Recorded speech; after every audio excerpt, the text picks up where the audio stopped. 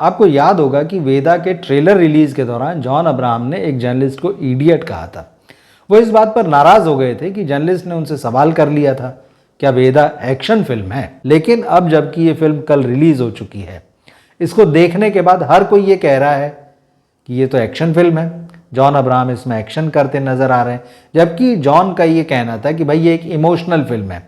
Emotional किस angle से है? मजे की बात यह कि जॉन अब्राहम कहते रहे कि भाई इसमें हम कंटेंट लेकर आए हैं, बहुत सीरियस इशू को उठाया है, और उस इशू के बारे में जॉन ने बात ही नहीं की। और ये गलती जो है फिल्म इंडस्ट्री के बहुत सारे एक्टर आजकल करते हैं।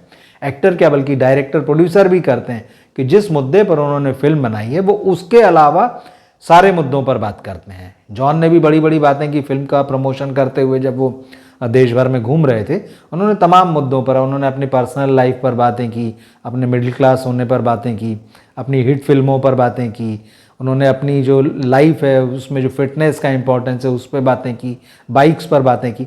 लेकिन जिस मुद्दे पर वेदा है, जो कि बताया गया कि जाति व्यवस्था पर जो है प्रहार करती है ये फिल्म, जैसा कि कंटेंट को अगर आप समझें तो जॉन ने उस मामले पर कहीं बात नहीं की।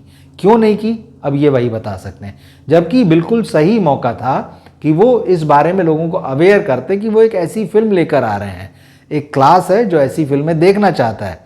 लेकिन समस्या ये है कि जॉन चाहते हैं कि उनकी इमेज जो है एक्शन हीरो वाली वो भी बनी रहे, और ये भी आ जाए साथ में कि उन्होंने देखो बड़ी इशू बेस्ड फिल्म की है और बड़ी अच्छी फिल्म की है। लेकिन इस फिल्म को प्रमोट करते हुए ना तो उन्होंने उस इशू के बारे में कोई बातचीत की, ना उस फिल्म को उस तरह से प्रचारित किया कि भाई देखो हम इसमें एक इम्पॉर्टेंट मुद्दा लेकर आ रहे हैं जिस पर बात करना ज़रूरी है। जॉन ने ऐसे किसी सवाल पर कोई बातचीत नहीं की। वो बात करते रहे जो सारी बातें मैंने आपको बताई। और जब उनसे पूछ लिया गया कि क्या आपकी ये एक्शन फिल्म है, तो वो भड़क गए। सच्चाई ये है कि अगर आप शुरुआत का आधा घंटा निकाल दें इस फिल्म का, वेदा का, तो उसके बाद धड़ल्ले से इसमें एक्शन है। न केवल जॉन एक्शन कर रहे हैं, बल्कि जो हीरोइन है उनकी शर्वरी बाग जो है, जिसको कि वो बॉक्सिंग में ट्रेन करते हैं, जो एक छोटी जाति की लड़की दिखाई गई है, किस तरह से उस पर और उसकी फैमिली पर जो है गांव की ऊंची जाति के लोग जो हैं वो अत्याचार करते हैं। अत्याचार तो आप उसको क्या कहेंगे, ऐसा क्योंकि आप ये एक कॉमर्शियल मसाला फिल्म है तो उसको उसी तरह से ट्रीट किया गया है। आप सिर्फ ये कह सकते हैं कि डायरेक्टर निखिल आडवाणी ने जो है उस विषय को छुआ है और उसको कॉमर्शियल अंदाज में जो है पेश किया है। जॉन ने भी वही किया है। जॉन, अगर आप इस फिल्म के हिस्से निकाल कर अगर आप लोगों को दिखाएंगे, बताइए इसमें कहीं कुछ वो जो फाइट कर रहे हैं, जिन चीज़ों के लिए लड़ रहे हैं, क्या आपको ये इशू बेस्ड फिल्म नज़र आती है? तो कोई नहीं कहेगा। कोई भी कहेगा कि जॉन जैसा सत्यमेव जयते में फ़ाइट कर रहे थे, जैसे अटैक में फ़ाइट कर रहे थे, वैसे ही इस फिल्म में फ़ाइट कर रहे हैं। तो बात यह है कि जब आप किसी मुद्दे को उठाना चाहते हो, किसी मुद्दे को उठाकर उस पर सीरियसली बात करना चाहते हैं, तो सबसे पहले तो आपको सीरियस होना होगा। आप दूसरों से ये नहीं कह सकते कि नहीं आप सीरियस रहिए और हम नॉन सीरियस ढंग से काम करेंगे। इस मामले में बिल्कुल यही हुआ। होना कायदे से ये चाहिए था। अब जिसने भी जॉन अब्राहम को और उनकी टीम को ये मतलब अकल दी हो कि भाई आप मुद्दे पर बात मत कीजिए, आप एक बहुत इंपॉर्टेंट इशू ला रहे हैं और ये एक ऐसा इशू है जो देश की एक बड़ी आबादी को जो है वो छूता है, इस पर बात हो रही, इस समय उस पर बहस हो रही है, और अगर आप फिल्म ला रहे हैं बहुत अच्छी बात है। तो आपको लोगों को बताना चाहिए कि भाई जो विषय डिस्कोर्स जो इस समय चल रहा है एकदम कंटेम्प्रेरी है, एकदम हॉट है, हम उस पर बात कर रहे हैं, आइए हम सब मिलकर बात करते हैं। जॉन और उनकी टीम ये चाहती रही कि सिर्फ हम बात करें, वो भी मुद्दे पे बात न करें, अपने वो जो फिल्मी जो अंदाज़ है, जो उनका एक हीरो वाला जो है, उसी पर हम बात करते रहें और उनकी अच्छी फिल्मों के बारे में, उनकी ज़िंदगी और उनके कैरियर के अच्छे पक्षों के बारे में जो है बात करते रहें। जॉन ने ये एक जगह ये भी कहा कि भाई एंटरटेनमेंट का जर्नलिज्म जो है वो तो मतलब ख़त्म हो चुका है इंडिया में। इस बात से हम भी सहमत हैं, बिल्कुल ये मर चुका है। कम से कम हिंदी के बारे में हम जानते हैं, या जिस तरह से चीज़ें काम कर रही हैं, जिस तरह से जर्नलिज्म हो रहा है, जिस तरह से रिव्यू लिखे और कहे जा रहे हैं, वो सबको पता चल गया ये सारा गेम जो है इसके पीछे क्या है, मतलब किस तरह से प्रोडक्शन हाउसेस जो हैं वो इन सो कॉल्ड जर्नलिस्टों को जो है मैनेज करते हैं। यूट्यूबर आ गए हैं, इन्फ्लुएंसर आ गए हैं, किस तरह से जिनके पास सिनेमा की कोई जानकारी नहीं है, लेकिन क्योंकि उनके पास फॉलोअर हैं, उसी फॉलोअर को भगवान मान लिया गया है कि भाई ये जो नंबर दिख रहा है ये उतना ही बड़ा भगवान है। तो सिनेमा का जर्नलिज्म तो निश्चित रूप से ख़त्म हो चुका है। लेकिन जब जॉन अब्राहम इस बात को समझ रहे हैं कि ये ख़त्म हो गया है, तो उनको रास्ता भी निकालना चाहिए उनको ये, क्योंकि आखिरकार जाना तो उसी रास्ते से है। उन्हीं दर्शकों तक पहुंचने के लिए आपको उसी मीडिया की ज़रूरत है, या उसी सोशल मीडिया की, या पैरेलल मीडिया, आप जो भी कहिए, आपको ज़रूरत तो है। आप सवालों के जवाब दीजिए। अब वही बात है कि आपने तो कह दिया इडियट वहाँ पर पूछने वाले को, लेकिन अब जब फिल्म रिलीज़ हो चुकी है, सारी तस्वीर साफ हो गई है, लोगों ने देख लिया है कि ये फिल्म क्या है। सिर्फ एक्शन फिल्म है। आपने मिलिट्री का बैकग्राउंड भी डाल दिया कि भाई ठीक है, आर्मी मैन है, आर्मी मैन की एक आपने कहानी भी डाल दी कि उसकी वाइफ है वो कैसे मर गई, लेकिन फिर उसने, क्योंकि वो तो आर्मी में हमेशा दिखाते हैं फिल्म वाले हीरो को कि भाई वो किसी की नहीं सुनता, और वो जो मन में आता है वो करता है, खूब मार धाड़ खून खच्चर जो भी करना होता है, और फिर उसको जो है वो आर्मी से निकाल दिया जाता है। वही कहानी अगर यहाँ जॉन आर्मी मैन नहीं भी बने होते मान लीजिए, और अगर यही कहानी होती, किसी और वजह से जो है उनकी पत्नी को आप दिखा देते कि भाई वो मर गई है, फिर इसी तरह से जॉन अगर किसी लड़की को उसके साथ जो अत्याचार हो रहा है उसके साथ या उसके परिवार के साथ, तो किस तरह से जो है वो उसको लड़ने में मदद दे रहे हैं, किस तरह से उसको तैयार कर रहे हैं, तो क्या बदल जाता। और अगर मान लीजिए यहाँ जो कास्ट की बात की है, कास्ट नहीं होती, कोई और मुद्दा आता, छेड़छाड़ की बात आती, कोई और सीन आ जाता, मतलब कोई और फैमिली प्रॉब्लम आ जाती, या किसी मतलब बहुत सारी XYZ चीज़ें होती, तब भी इस फिल्म में क्या बदल जाता। तो मुद्दे की बात यह है कि आप जिस डिस्कोर्स की बात कर रहे हैं, जिस आप इशू की बात कर रहे हैं, वो यहाँ पर नहीं है।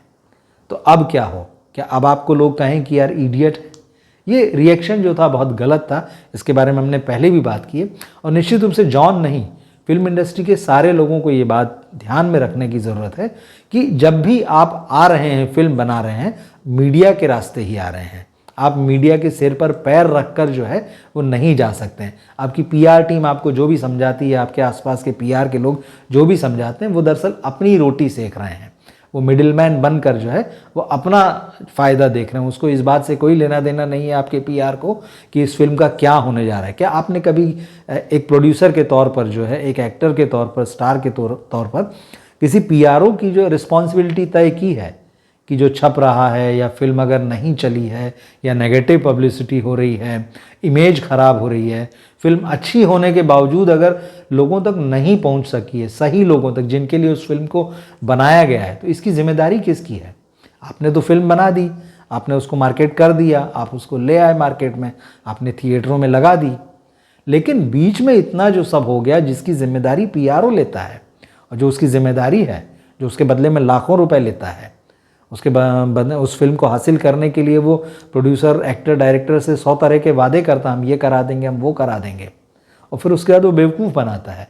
उसका कोई प्लान नहीं होता, उसको ये नहीं पता है कि किस तरह से मीडिया से बात करनी है, किस तरह से एक्टर को उनसे इंट्रोड्यूस कराना है, या मीडिया में किन लोगों को जो है एक्टर से बात करानी, किस मुद्दे पर बात करानी, कौन से लोग कैसी बात कर सकते हैं।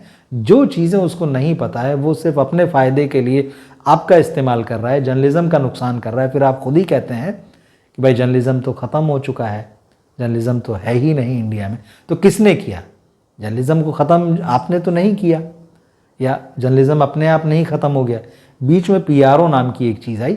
ये ज़रूर है कि फिल्म इंडस्ट्री भी और मीडिया भी, दोनों का भी एक पार्ट है इसे ख़त्म करने में।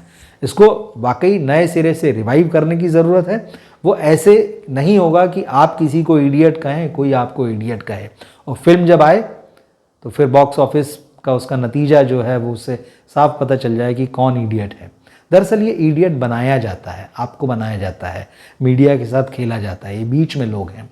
तो ये चीज़ें समझने की ज़रूरत है। अब ये भी हुआ है कि 15 अगस्त को ये फिल्म आई है, स्त्री जैसी फिल्म थी। जब आप मार्केट में हैं, प्रोड्यूसर हैं, एक्टर हैं, स्टार हैं, आपके पास 20-23 साल का अनुभव है, तो क्या आपको पता नहीं कि आप जिस फिल्म से क्लैश करने जा रहे हैं उसका पुराना रिकॉर्ड आपने नहीं देखा, या आपको बज़ समझ में नहीं आ रहा है, आप वैसे में जाके क्लैश कर रहे हैं सिर्फ अपने ईगो में कि नहीं नहीं हम तो टकराएंगे। किसका नुकसान है? स्त्री जब जो है पहले दिन जो 14 तारीख को हुए थे पेड प्रीव्यू, उसके साथ में पहले दिन का कलेक्शन देखें तो जो उसका PR है वो 70 करोड़ रुपए से ऊपर बता रहा है, जबकि वेदा का क्या है 5 से 6 करोड़ रुपए के बीच में। इसी के साथ तीसरी फिल्म रिलीज हुई अक्षय कुमार की, वो भी इस बात को नहीं समझ पाया। उनकी फिल्म के कलेक्शन 5 करोड़ रुपए के आसपास। नुकसान किसका हुआ? अगला हफ्ता खाली है, उसका अगला हफ्ता खाली है। अगली बड़ी फिल्म जो है सो कॉल्ड बड़ी फिल्म, सो कॉल्ड स्टार की फिल्म इमरजेंसी 6 सितंबर को आनी है। बीच में समय था, इसको मिल बैठ के भी प्लान किया जा सकता है, या आपकी अपनी स्ट्रेटजी है, आपके पास टीम है, आपकी मार्केटिंग की, आप बहुत सारे लोगों को रखते हैं, क्या प्लान किया ये? तो वेदा जो है बिल्कुल ठीक है, आपने फिल्म बनाई, लेकिन निश्चित रूप से ये वैसी ही फिल्म है जैसी कि आपकी पिछली फिल्में थी।